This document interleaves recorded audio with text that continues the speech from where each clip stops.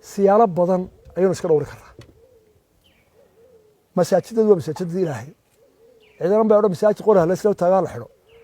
laakiin xaramkii baa la xidho oo la ka maqnaada masaajidkii nabiga la ka maqnaada oo muftigii qiblada aynu u tukanay ee aynu u xajnay u cimraysnaa wuxuu yidhi dhibaatada jirta awgeed taraawixda rabaan tahay marina masjidkii weynaa xaramka ahaa iyo kii rasuulka sala allahu caleyh wasalam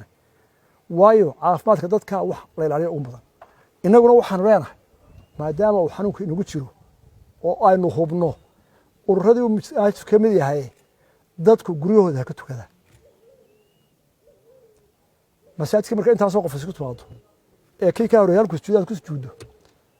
ee kii soo galay adla soo gasho ee ummadtay bar ku jiro de ilaahay baa inoo fasaxay maaha wax aynu diinta ku gafayno inayna isfaham weyna ma aha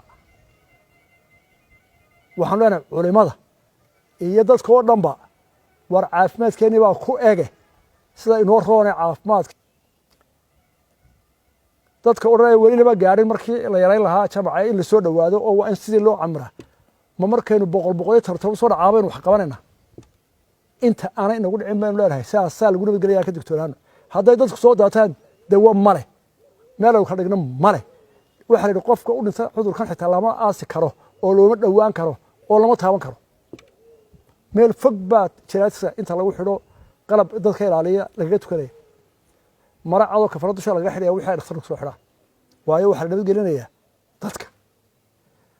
marka in waxa aynu isla fahmi weyno ma aha taana waxaan leeyahay culimmadu qaybta u weyna ka qaateen saynu dadka u badbaadinaa cibaadada ilaahay waa la wada ogolay muslim baynu wada nahay masaajidada iyo cibaadooyinka iyo shacairta waynu ogolahay soo cidina farin laakiin wixii dadka badbaadinayaan aan ku daro jamaca la isku masaajidka dhow dhakhaatiirtii way nooga digeen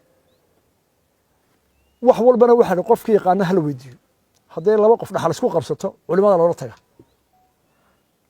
hadday dhibaato caafimaad tahay dhakhtarada weydiinayna dawladdu taa ma amrayso anigu ma amraayo waa dhakhaatiirta caafimaadkoodii